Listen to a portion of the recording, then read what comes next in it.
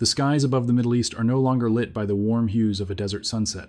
They flash instead with the cold light of ballistic missiles and the fleeting silhouettes of stealth fighters cutting through the dark. But the military exchanges we have witnessed over recent days between Israel and Iran are not the story. They are merely the opening act of something far larger, far more consequential, and far more dangerous than any headline has yet dared to describe. A new force has now entered the equation, not through diplomatic statements or carefully worded press releases, but through real, measurable, undeniable action on the ground.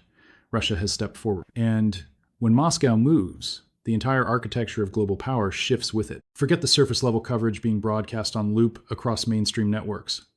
What is unfolding right now is not a regional skirmish between Israel and Iran. It is the moment the global balance of power begins to tilt. When Russia's heavy-lift transport aircraft, the Antonov An-124, one of the largest cargo planes ever built, begin landing one after another at Iranian military installations, carrying some of the most sophisticated weapon systems ever deployed outside Russian territory, the world is no longer watching a Middle Eastern conflict. It is watching the opening moves of a new world order being written in real time. Moscow's relative silence over the preceding weeks now reveals itself for what it always was: not hesitation, not indifference, but the disciplined calm of a power that moves only when its move will matter most. The centerpiece of Russia's intervention is the S-400 Triumf air defense system.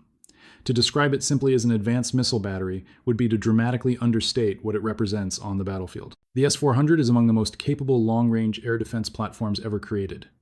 It can simultaneously track and engage dozens of targets across a radius of up to 400 kilometers. It does not distinguish between conventional aircraft, cruise missiles, and low observable stealth platforms. For decades, Israel's military doctrine has rested on a foundational assumption that its fleet of F-35 Lightning II fighters, among the most advanced stealth aircraft in the world, could operate with near impunity across the region. That assumption is now under direct and serious challenge. The moment an S-400 system becomes operational on Iranian soil, every Israeli flight plan must be recalculated. Every strike package must be reconsidered. The airspace that Tel Aviv once treated as an open highway has now become something far more dangerous to navigate. Alongside the S-400 comes the Su-35 Flanker E, a highly maneuverable, supercruise-capable air superiority fighter that commands genuine respect even among Western military analysts. This is not a plane that exists merely to threaten on paper. In simulated engagements, experienced American pilots have treated the Su-35 as a serious, capable opponent. If Iran's Air Force begins operating these aircraft with pilots trained by Russian instructors, the aerial balance of power over the region shifts in ways that cannot be overstated. Israel would no longer hold unchallenged dominance in the skies. That is not a political claim. It is a straightforward military reality. Russia's contribution, however, extends well beyond hardware. Also reportedly arriving with these systems are advanced electronic warfare platforms, among them variants of the Krasuka jamming suite, designed to suppress and disrupt airborne radar, satellite communications, and drone guidance systems. The implications are significant. Modern warfare is not won solely by aircraft and missiles.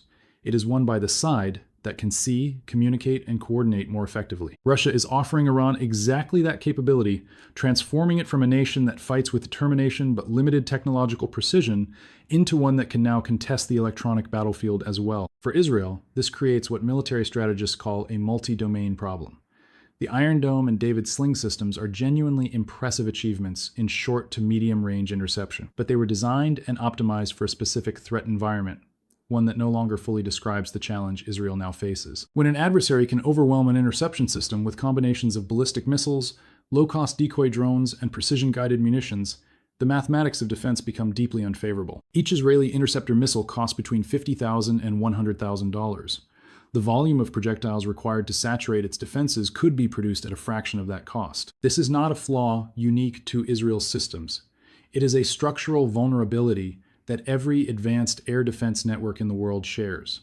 Russia knows this, and its strategy in the region appears designed to exploit it. For the United States, the situation presents a dilemma that has no clean resolution. Washington's rapid deployment of THAAD terminal high-altitude area defense, alongside additional troops to support Israeli defensive operations, is significant, not because it represents strength, but because of what it reveals about the underlying situation. THAAD is a last resort backstop. Its deployment signals that existing defensive layers are under genuine strain, and that without direct American support, the risk of critical infrastructure being struck becomes real. America is not entering this situation from a position of confident strategic dominance. It is entering it as a stabilizing force scrambling to prevent an ally from being overwhelmed. The broader strategic challenge for Washington is even more difficult. A direct military confrontation with Russian assets operating on Iranian soil would cross a threshold that even the most hawkish figures in American foreign policy recognize as catastrophic. Yet failing to respond forcefully to continued escalation carries its own devastating consequences for American credibility, for alliance commitments, and for the regional balance of power that American strategy has spent decades maintaining. This is not a comfortable position. It is, by any honest assessment, a trap. And the architecture of that trap was designed in Moscow. The economic dimension of this confrontation deserves equal attention. The Strait of Hormuz, the narrow waterway through which approximately 21 million barrels of oil pass every single day, is the most consequential maritime choke point on Earth. Roughly 1/5 of all global oil consumption moves through that strait. Russia's reported transfer of Bastion P coastal defense missile systems to Iran does not merely give Tehran a military capability. It gives it leverage over the entire global energy supply in a way it has never possessed before.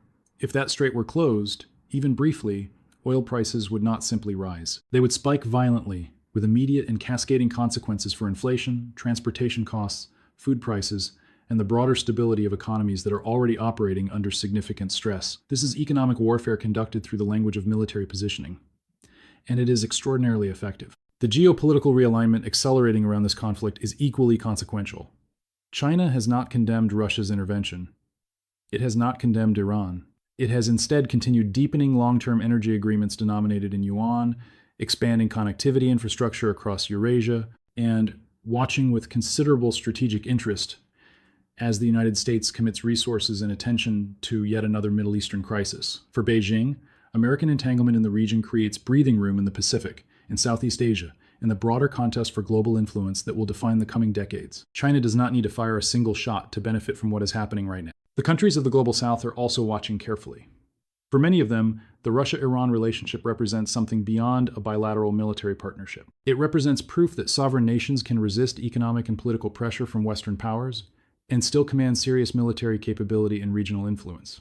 That is a message with resonance far beyond Tehran. It is being heard in Riyadh, in Abu Dhabi, in New Delhi, in Brasilia, and in dozens of capitals where governments have grown quietly frustrated with what they perceive as the double standards and selective enforcement of a rules-based international order that was never designed with their interests at the center. The Gulf states themselves are recalibrating. Saudi Arabia and the UAE, traditional pillars of American influence in the region, are no longer reflexively aligned with Washington's position. They are pursuing hedging strategies, maintaining ties with the United States, while simultaneously deepening relationships with Russia and China, and moving closer to regional reconciliation frameworks that would have been unthinkable a few years ago. American strategic planners are watching this shift with deep concern, and they are right to do so. What makes the current moment so historically charged is not any single weapon system or any single diplomatic realignment. It is the convergence of all of these pressures simultaneously. Military escalation, economic leverage, great power competition, and the visible erosion of the institutional frameworks that governed international relations for the better part of a century. All of it is happening at once, in one of the world's most volatile regions, with nuclear-armed states watching from the edges of the conflict. The risk of miscalculation in this environment is not abstract. It is concrete and immediate. One aircraft that strays into contested airspace and is engaged by a system operated by Russian technical personnel. One missile that strikes a target with unintended consequences. One intelligence failure that leads a decision-maker to act on faulty information. Any of these could set in motion a chain of events that the responsible leaders on all sides have made clear they wish to avoid, but that the structural logic of the current confrontation makes increasingly difficult to prevent. Russia has, by any objective measure, played its hand with considerable skill. It has elevated Iran's defensive capabilities dramatically and rapidly. It has placed American and Israeli military planners in a position where their options are all costly. It has signaled to the broader world that the era of unchallenged Western military and economic dominance is over not through rhetoric alone, but through demonstrated action. And it has done all of this while maintaining enough ambiguity in its posture to avoid a direct confrontation that it too would prefer not to have. The Middle East today is not simply a region in conflict. It is the theater where the transition from a unipolar world to a genuinely multipolar one is being contested in the most direct and consequential terms. The outcome of that contest will shape not just the region, but the structure of global power for decades to come. The question is no longer whether that transition is happening. The question is how turbulent and how dangerous the passage through it will be.